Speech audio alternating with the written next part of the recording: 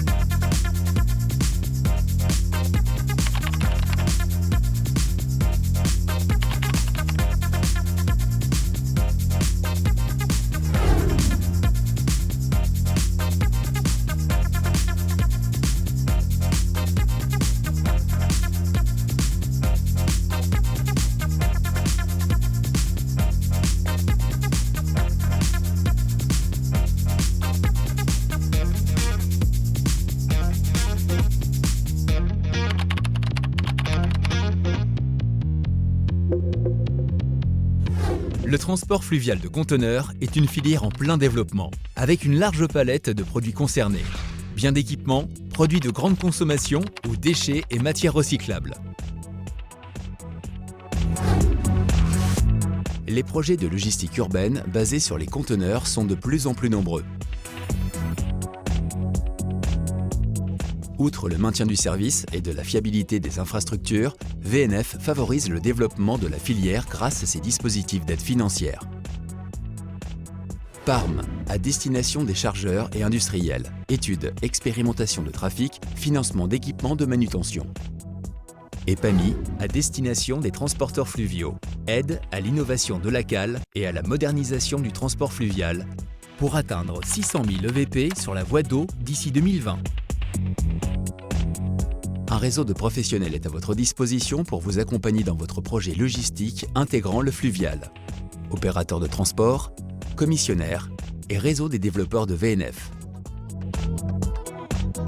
Les raisons pour lesquelles les industriels ont de plus en plus recours au transport fluvial de conteneurs. Économique, les capacités de chargement d'un bateau fluvial en général, plus importantes que la route ou le fer, permettent des économies d'échelle.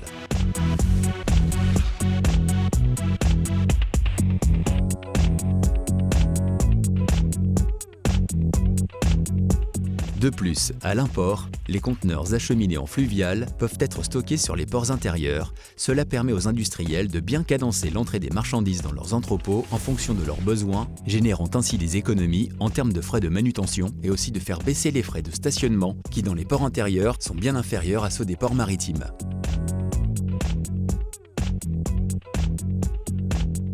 Des acteurs de la filière témoignent.